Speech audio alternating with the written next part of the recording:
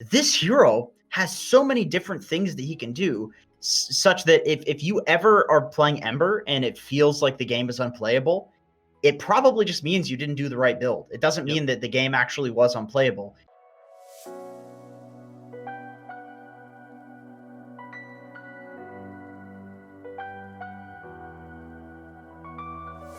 Hi! How you doing? Me? Yeah, you. Great. But also, how you guys doing over there in viewer land? Welcome to another video here on Dota Alchemy. We're going to be doing another tier list. You guys love these tier lists. You love them so much, so we decided to do them for all positions and put them out as quickly as possible. We've got mid heroes in this one, and we have quite the extensive tier list as you can see here on my screen. I want to do a quick disclaimer here. I think you'll agree with me on this, Jenkins. If you can pick an S-cheese hero, you should be doing that. Mid lane is all about cheesing. So if you can cheese the game, you should probably be cheesing the game. That's why we have two different sections, because technically heroes like Meepo, heroes like Huskar are probably miles above the S tier of regular heroes. And you should probably just be trying to cheese every single game if your only goal is to gain MMR and win mid. But not everybody wants to pick Meepo every game. Not everybody can pick Meepo every game. And most people probably shouldn't be picking Brood because, let's be honest, you're the only good Brood player on the internet. So let's get right into it with our regular S tier, and then we'll talk about the cheese heroes a little bit later. I actually have the exact same S cheese heroes as you. Beautiful. That's what I like to hear. Exact same. Okay, so you have TA, Death Prophet, and Ember Spirit. My S tier is... I put Queen of Pain in there as well. Okay. I'm down for that. I've been seeing a lot of this in the ESL online league. Looks really good. I saw Dendy destroy on it today. Yeah. So I'm cool with that. It's really ridiculous. I mean, there's a few things with this hero. The first is just that she's been buffed in so many patches in a row because she was considered to be quite dog shit for some time. But what seems to be the straw that broke the camel's back is the slow on the dagger. Maybe not just the slow. The damage is also quite nice, but this Shadow Strike ability is such a pain in the ass to deal with. I feel like when you look at the talents and you're choosing between this dagger talent, the 650 AoE Shadow Strike, and Spell Lifesteal, it used to be kind of like maybe 60-40, but you know, close to 50-50. I don't think there's any situation in which you go for the Spell Lifesteal now. I don't think you can. I think the dagger is just so insanely broken. It is so goddamn good. That slow, it feels like you're stunned when it's on you. Like you can't move. It's like you're Venomous Galed 10x. It's really ridiculous. So that, on top of the fact that she's one of the best laners in the game, she's a really great mid for rotating and being really active. Her ultimate has been buffed 10 billion times. It now does a knockback, so it's a kind of pseudo-disable that's BKB piercing. This hero's got it all. And then the level 25, it's one of the best level 25s in the game. Yeah, the Scream Fear is so good. It's actually, I've seen it win games by itself. Legitimately, like, this is one of the best late game heroes in Dota. Yep. And not even in like the traditional carry way, just in the way that if you don't have a BKB and a refresher BKB and a Minotaur horn, you don't have enough magic immunity to not just be AoE feared by this hero constantly. She's got cooldown reduction, and the cooldown on Scream of Pain is already really short. It's really ridiculous. Yeah, I agree. It fits really well into the current archetype for mid heroes too, which is to be these hyper aggressive, dominate the lane, go rotate, pressure the other lanes. That's mostly what we're seeing now out of mid with these late game heroes. And I feel like with roamers, with the strong off lane pressure heroes that we're seeing a lot of, Queen of Pain's perfect for going to the off lane, getting a couple kills, taking the tower, getting back to mid, killing somebody there, going top, taking over that lane. And definitely an excellent hero to win pubs with, because if you can get off to a snowball, then you can just keep that shit going. Oh yeah, oh definitely. One of the best pub winning heroes in Dota. The only problem with Quap is that if somebody picks a cheese hero against you, like Meepo or Brood, it can be rough. Yep. In a kind of a similar vein, Ember Spirit. When's the last time this hero was bad? Seems like it's been a long time. Ever since the Magic build became popular and just sort of like people realize that he's not really like a hard carry. He's more of like this really annoying high damage output kind of volume hero where you don't have to be one-shotting people with Slight. You just need to be sliding them like 40 times throughout a fight. You know, this hero has gone insanely high skill. We're seeing him played as like a 5. No Tail played him as a 5 today. So not only can you pick it early in the draft and flex it, but it also lanes well against most things. He rotates well. He does a ton of damage. You can build straight utility items and still do a ton of damage and have high impact on the hero. Right. That, in my opinion, is the biggest reason that this hero is S tier, is that right now we're seeing a Blade Mail build that people are doing. There's a Medallion Deso build.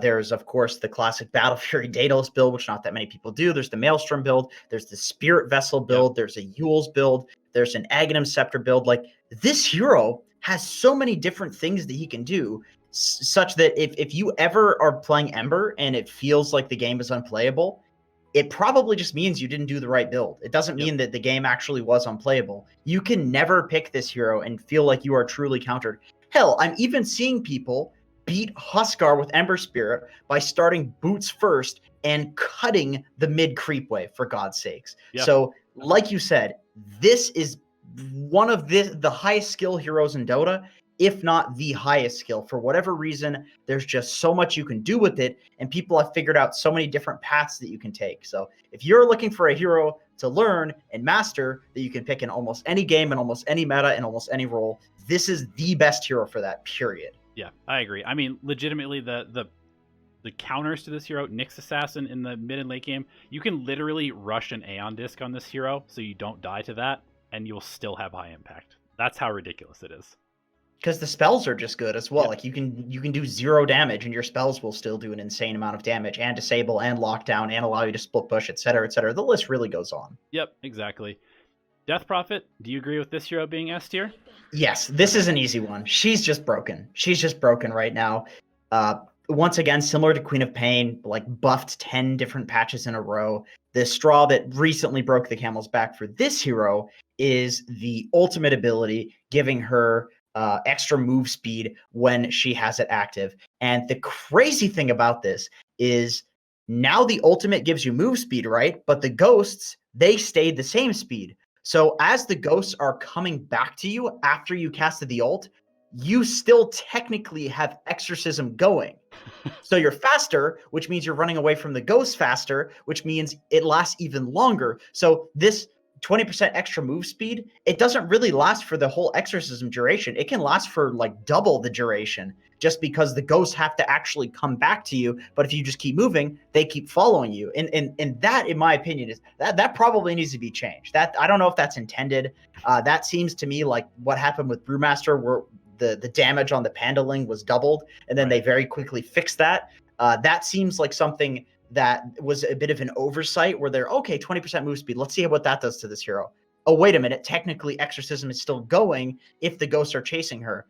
Well, if we're giving her move speed while the ghosts are chasing her, that makes it even easier to run away from them. So this hero is so damn fast. She got a move speed buff. Her base damage is now incredibly high. So people are even playing her as a position 4, kind of like Alina, because you just have this hero right-clicking you from super long range for 60 damage. Spirit Siphon's an insane ability. I've been buffed 10 billion times.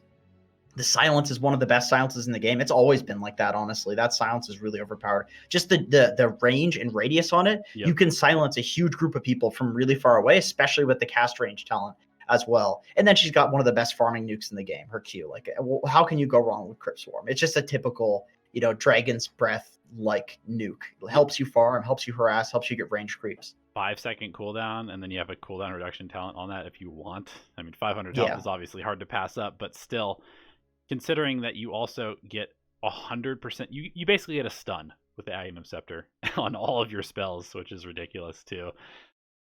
This hero just definitely seems super overbuffed. And there isn't a whole lot you can do to this hero because she naturally builds into stuff like Yule Scepter and BKB, both of which counter Spirit Vessel. And that's kind of the only thing that is good against her is Spirit Vessel or Chain Lockdown. So it's one of those heroes that naturally itemizes against the stuff that's good against her. And that's a pretty big problem.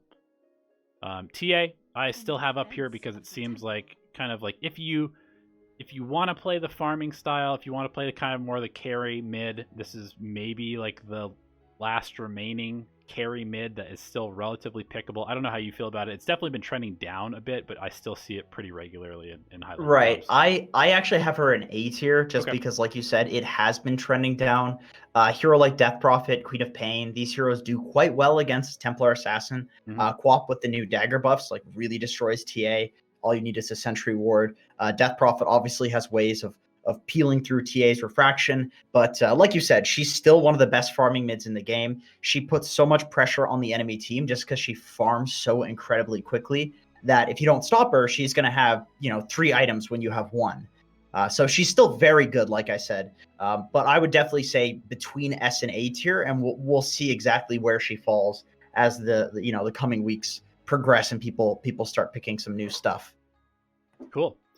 Moving on to A tier, I have Pugna, Morphling, Void Spirit, Dragon Knight, Invoker, Quas Wex, Leshrac, and Bat Rider. And I actually realized that I don't have another hero up here. I'm going to put Medusa in B tier just for now. I don't actually know if that's where I want Medusa, but Medusa should be in here as a potential mid hero. I know you don't like the hero, but it's definitely a hero that could be a mid pick. Anyway, back to A tier.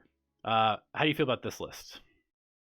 So for me, I have Pugna, Void Spirit, Mars, Razor. Those are the A tier heroes that I have. So I for my A and B tier, I actually think they're like pretty close. I have Morphling, like anything that you have in A tier that I don't agree with, I would have in B tier. Okay. Other than Invoker and Bat Rider, just because I feel like Bat Rider probably is better played in other roles, and he can get really dumpstered by something like a Queen of Pain. A lot of tradition, like he's a weird one where if you get him in the right matchup, he's broken. If you get him in the wrong matchup, he's dog shit. So that's kind of why I would put him lower, but he's definitely really good in certain matchups. What if we put him in A cheese? Does that make more sense? I think so. I think honestly, yeah, I would say Bat is definitely more of a cheese mid hero. I do have Dragon Knight. I would definitely consider putting Dragon Knight in A tier. He's been trending upward. The Black Dragon form from the Aghanim Scepter is really good. The hero has been, once again, like Queen of Pain, Death Prophet, been getting buffed so many goddamn patches in a row. He's very good at taking towers. He's kind of the only mid laner right now if you need an offlaner-esque hero in the mid lane. Let's say you have some sort of like Puck off lane, not that that's particularly good, or a Death Prophet off lane, or whatever. You have one of these kind of squishy heroes in the off lane, and you need something to run in and be a stunner. In the past, that was Kunkka. Now it's kind of like DK is taking up that role because he's just the stronger hero. Also a hero that does very well against both Death Prophet and Queen of Pain, traditionally speaking. So a lot of these like S and A tier heroes don't really do much to pressure a DK at all, which of course is going to benefit him a lot. Like OD, for example, falling off quite a bit, in SF not looking too hot as well. That's going to do great for DK players because those are the heroes that do magic damage that can actually deal with the Dragon Knight, potentially. Yeah, I've been seeing him played a lot more than he was in the past, even as a carry sometimes. I think for me, what I really like about DK is that he's got this ridiculously good stun against these slippery heroes that are very popular right now. And even, both your initiation tools, whether it's a Blink Dagger or now Silver Edge, is insanely high value because that's a nuts item. It's like a Spirit Vessel as well as a Silver Edge. So both of just those added, items, just added. No extra cost. You just get that now. Exactly. So that's a pretty good item on Dragon Knight naturally. And so I think that he's probably going to continue to trend upwards, especially if we stay in a similar meta to what we're in right now. A lot of fighting, a lot of pushing, a lot of early game aggression. He's a great hero you can group around and kind of shove towers. I mean, look at a lot of these heroes in the A and S tier. You have Death Prophet, you have Pugna, you have DK, you have Leshrac. Yep. All of these heroes push. They're very active in the early game, so I think that's no coincidence. Yep, I would agree. I'll move Razor up to B. I just kind of feel like he is somewhat of a do-nothing hero and couldn't get a little bit countered by people just like shoving the lane and leaving. I haven't been seeing him picked up a lot in ESL, and I think it's probably with good reason, but maybe in pubs he's a little bit more high impact. Yeah, it definitely feels like more of a pub hero.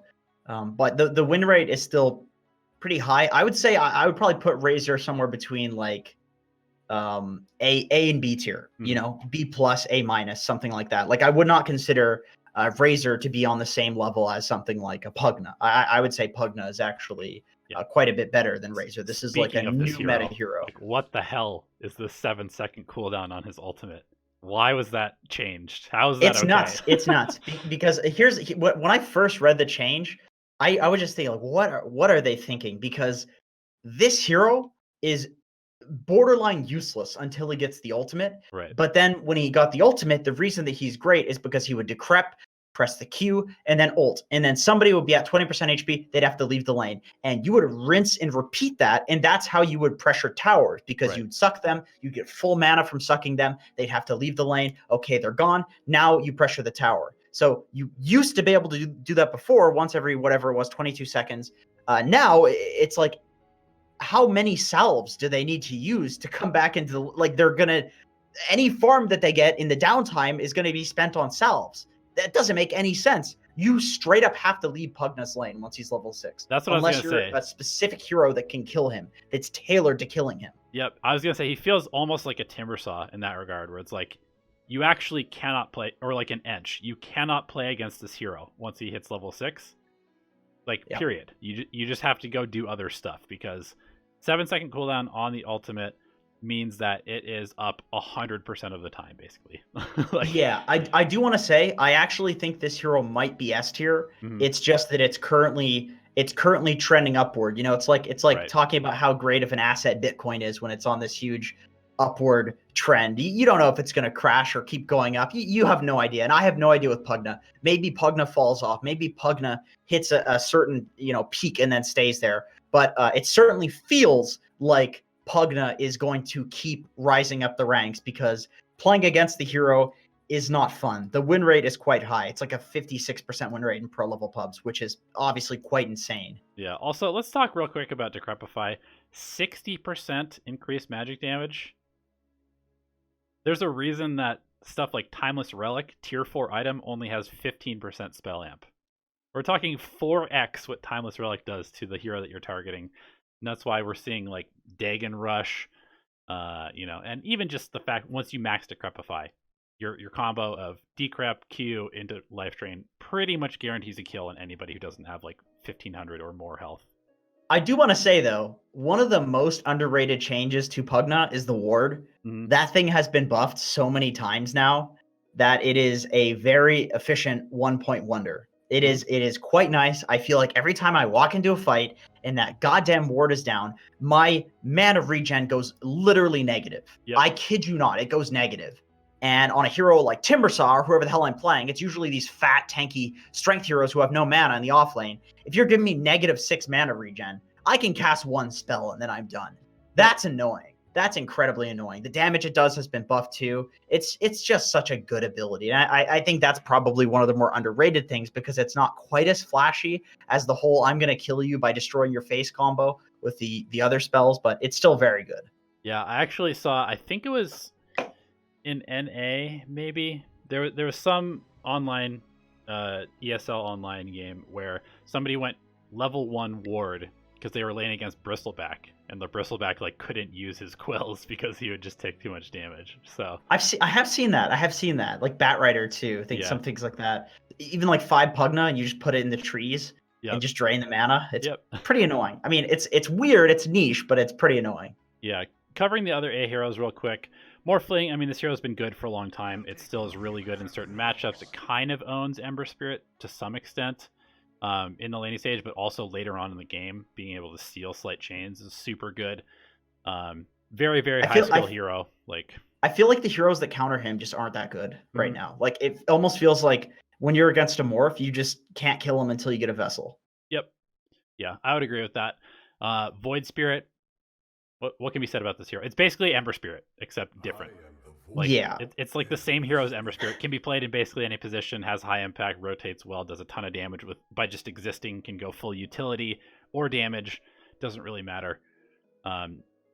If you lose the lane, it really is Ember Spirit. Sadly to say, but it's cool to have a second Ember Spirit. But it really is Ember, and probably the best catch hero in the game. Yep. Like, very good at jumping and catching people, but I would say probably does less damage overall than an Ember Spirit, but better at catching, better at somebody's out of position, boom, you're on top of them, they're caught out. Yeah, so I've been loving watching and and playing this hero as a 4 actually for that very reason, because like you don't necessarily have to be the one dealing the damage, you just have to find people, get the right target. Yeah, exactly. It's like almost like a Spirit Breaker, except with a little bit of Puck and Ember Spirit thrown in there. Yep. So Leshrac, you think A tier as well, or how do you feel about this hero at the moment? I had Leshrac on B tier, but I would probably put him on B plus tier. I think the changes to making his attack faster, that's excellent for his laning. It makes it way easier to lane with him. He's also been buffed quite a lot. He's very good against illusion heroes, and that's basically all that's getting picked in the carry position. It's like Terrorblade, Naga Siren, Phantom Lancer. Yeah, so that is going to make this hero trend. And that's also why I have Zeus not in dog shit tier or D tier. I actually have Zeus in like C tier, which for Zeus, that's quite high, I would say. Yes. And it's just because of this trending of these illusion heroes.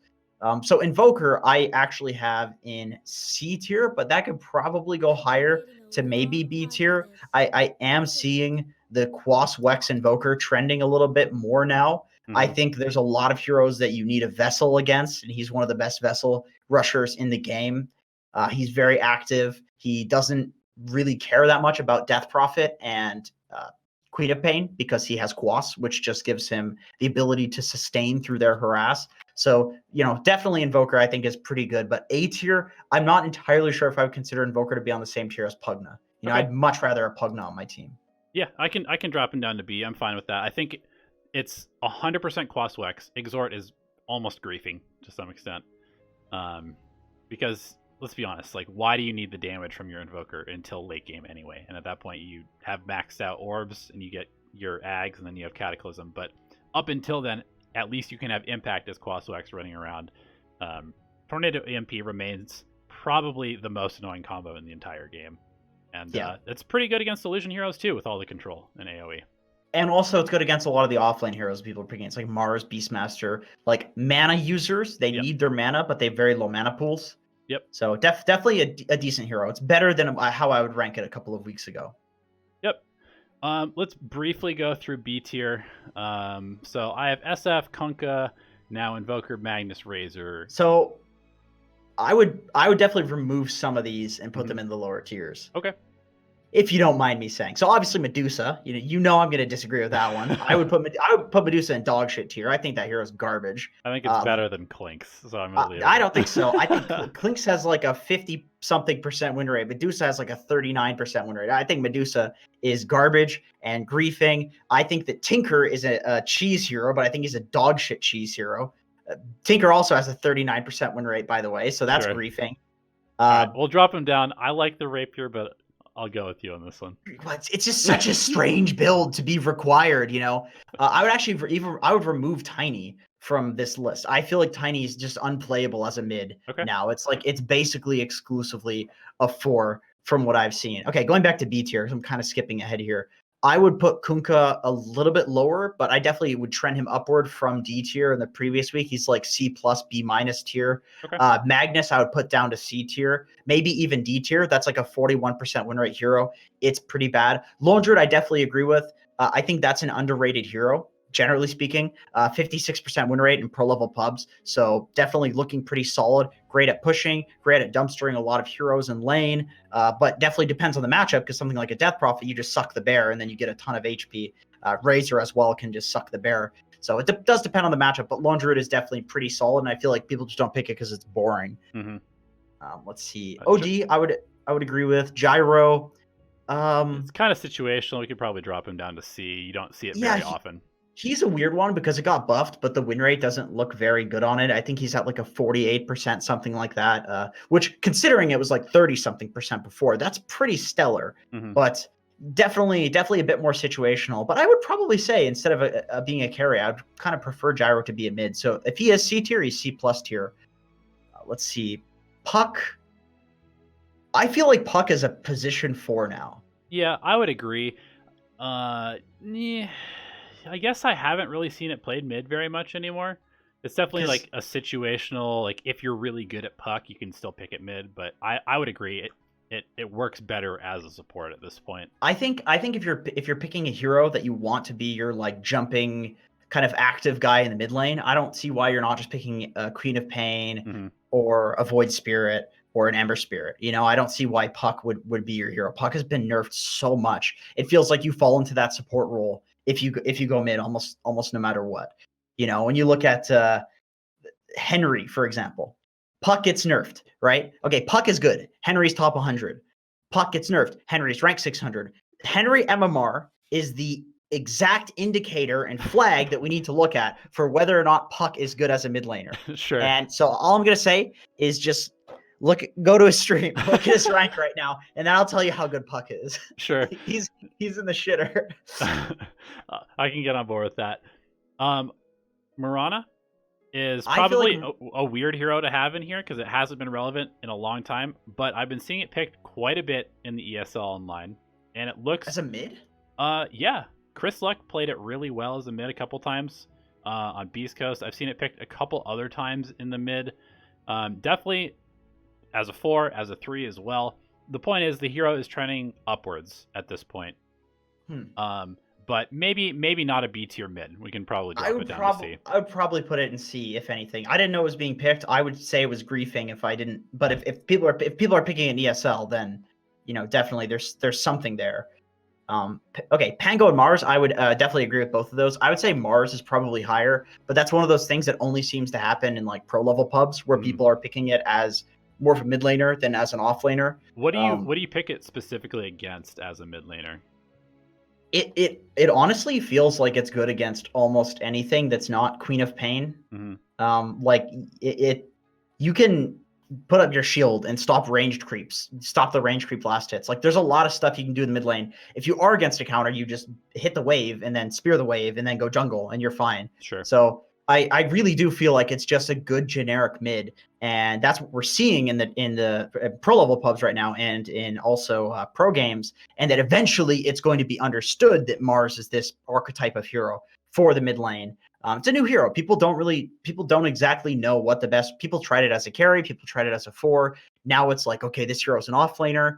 But also Snapfire was being played as an offlaner at the start, you know, like it depends. Things change. So I think what we're seeing right now is it changing to be a mid laner, and people are realizing that it's really broken as a mid. People were playing Nyx as a core before. People were playing like carry and mid and offlane Nyx. And then all of a sudden it gets picked as a support and it's so broken. Right. You know? Yeah. I think that's what's happening with Mars, in my opinion, and Pango as well. I think Pango to some degree, it's like traditionally speaking, it's been an offlaner. It's definitely a mid, but it's definitely a mid. Yeah, it's definitely a mid. Yeah, and you know what I actually notice here is that we've got our mid heroes, and then the lower down you go, you've got the mid heroes that are now 4 heroes. Like basically, that's what's happened. Is if you were a mid hero and you were really good for a while, and now there's better mid heroes, you probably can just play that hero as a 4 role. Yep. That's definitely true. Mid and 4 do very similar things. You run around, kill people. Yep. So we didn't talk about Lina. We didn't talk about Storm. I think Storm is very punishable in the mid lane. I think that's why Storm has fallen off. Still an excellent hero. You do need a lot of farm. It's a little bit slow, but once you get that Kaya, Bloodstone, that sort of thing, like the hero feels insane in the late game right now. Lina, I believe she got a couple of buffs in 7.25. Was it like her base attack? Yeah. The something like that was buffed. So that's great. I mean, that's obviously great for her because her auto attacks are phenomenal. She's actually very good against a lot of the cheese heroes mid. So she's a really good anti-cheese if you're worried about that. Yep. She can deal with the Timber. She can deal with a Meepo, Huskar, Brood, any of these heroes. She can do some sort of build and do pretty fine. You can outskill. So Lina's always a pretty solid mid in my opinion. Yep. Real quick, C and D tier. These are just kind of the heroes that are like reject. We've talked about most of them. Sniper is like basically only against OD, although it is trending a little bit upwards at this point. For Sniper though. Yeah. Monkey King is kind of like a pick against Ember Spirit, maybe Void. Sometimes. Necrophos is just pretty bad. He's like very stationary, doesn't do a whole lot, but like he's slow, but he might dominate the lane, but he's slow, basically. Right. Earth Spirit is something that like Earth Spirit players are trying out. It's probably still 4 in terms of being the best role for it, but it definitely could be run as a mid situationally. D tier, we've just got heroes that really have no business being picked at the moment, and these are just the ones that I would say like Bloodseeker's not a mid. I Right. disagree with you on Clinks. I think Clinks is fine. I think Clinks is decent. I think Clinks should be like C tier. I think Medusa's dog shit. I think Viper's dog shit. These heroes just their spells are just so bad. The reworks haven't worked on them. Yep. They're really slow. They just farm, but then when they farm, they don't do anything. Silencer needs to be in a core position, but he's incredibly easy to kill and squishy. He's like a shittier sniper, which is crazy that I'm saying that because sniper's real shit. Bloodseeker, I would say, isn't even a mid laner. I would say Bloodseeker doesn't even make this list. And Tinker is a cheese hero. Speaking of cheese, let's move on to the cheese because this is really, we said it at the beginning, this is what you're actually supposed to be picking in the mid lane primarily at this point, because there is no counter picking to the mid roll, basically. Right? You pick your cheese, and hopefully they haven't picked the counter to your cheese. Well, I do want to say that I think that a lot of these like S and A tier mid laners are high skill enough that if you're good at them, you can actually beat these cheese heroes. Okay, sure. That's happening a lot more these days. Like I said, boots first, Ember Spirit. You just need to know what to do versus each particular cheese hero. Right. Except for maybe Meepo, because Meepo seems to be really good against basically all of the S and A tier heroes. Pretty it's nasty. Being reflected in the win rate in pro level pubs. It's above 60% with a pretty high pick rate. Disgusting. He's just like the fastest tempo hero in the game, who also happens to counter all of the high mobility heroes, and also happens to be able to push towers and take Roche before anybody else, and also happens to be able to basically just build stats and like do the same build every game. And be this hero just 1v5s. Relevant. Yes. If you've no good AoE to deal with him, he just 1v5s you. There's like a Meepo pick is basically the game. It's sad. It's sad to say, but it's the way it is. He's strong enough that that's the way it is right now with the draft order. Yep. I believe so you have to do block picks basically, I think. Yeah, you got to get a Wyvern, you got to get Earthshaker, these kind of heroes early on to make sure that you're not getting Meepo'd. Huskar is definitely just a hero that has become good enough where you don't need like Huskar plus save, but if you do have a save, picking a Huskar is going to be highly relevant. He dominates a lot of these heroes in lane in terms of like Void Spirit, Ember Spirit. Of course, you said that you can kind of skip the lane if you need to, but he is a high tempo hero that can also take towers, which a lot of them can't. I don't know. What else is there to be said about Huskar? He's definitely still burstable, but his item build progression seems to be pretty straightforward, like double bracer, armlet, halberd. Basically, Huskar is like you get an Aegis and you win the game, or you get the Aegis, you throw it, and then you lose the game. That's Huskar. And usually you win if it's a good Huskar game. Yep. Broodmother, I haven't seen picked a lot. You're the Brood player. How do you feel about this hero at the moment? She's good. She's nasty. Even if they counter you, she's so fast at farming that it doesn't really matter. Like she can just be played as a traditional carry. You can split push with the spiders. I think it is a niche thing. I think you have to be good at Brood, but the hero's disgusting right now. It's definitely you can even beat Meepo and Huskar. Well, you can easily beat Huskar, but you can beat Meepo as well with Broodmother right now. And then Timbersaw is just really good against a lot of the popular heroes. Like he's good against any melee hero in the mid lane. He's good against all these strength heroes that are being picked. And really, what you do is you just cut the wave basically behind their tier 1 tower with your first catapult wave, take their tower, go somewhere else, do the same thing. And I will say it's definitely one of those heroes that if you died like twice, probably just lose the game. Yeah, this hero is all about maintaining like an item and level advantage. Yep. So the reason that Timber's so strong right now, in my opinion, is because there's no heroes that are good that are fast enough at dealing with him where he can't just have the proper items to deal with that way of dealing with him. Right. Like you get a Vessel. By the time you get a Vessel, he's already got so many levels and he has a hood and almost a Euls. Then he picks up the Euls and all of a sudden the Vessel's not as good anymore. You need to stun him and Vessel, but then all of a sudden he gets a Lotus Orb as well. Like this hero just gets ahead and stays ahead. But like you said, if you screw up and you do die, it can be feed central. Also, one kind of cheeky little thing that people are doing now is the Ironwood tree. Really good on this hero because you anywhere on the map you just timber chain and then drop the tree where your chain is, and you can just even in the river you can still use that combo. So, moving on to HEs, we've got Alchemist, Bat, Lycan, Arc Warden, Lone Druid, and Visage. Most of these heroes are like not that good aside from maybe Lycan and Bat. Well, yeah, I would say Lycan and Bat basically get to go on their own tier. If I were Yeah. to create a tier, I'd put them on like a B tier, and then put the rest of them on just a shit tier. Mhm. What is he doing? Good lord, that animation. But yeah, this Alk is not a good win rate. Arc Warden, even worse win rate. Visage actually does have a decent win rate. The buffs to him seem to be pretty nice. But considering he was probably the worst hero on Dota like 2 patches ago, I'm not yet ready to say that, okay, this is a B tier cheese hero. I think it's pickable now, but if you're gonna cheese the mid lane, why the hell are you not Meepo or Huskar at this point? True that. Alchemist, probably more of a carry. He's being picked a little bit in terms of like he's a carry that can out tempo a Phantom Lancer or a Terrorblade.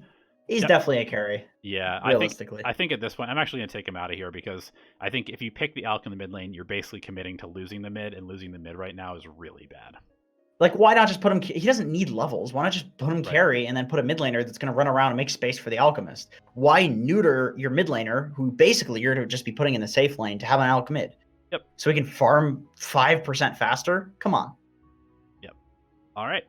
Well, that is our tier list. I know that many of you are probably going to be really upset about some of these heroes. Nobody cares about you because this is what is going to win you games. Let us know what you think about our tier list down in the comment section below. And if you haven't already, please subscribe to the channel because there's more tier lists coming up very soon.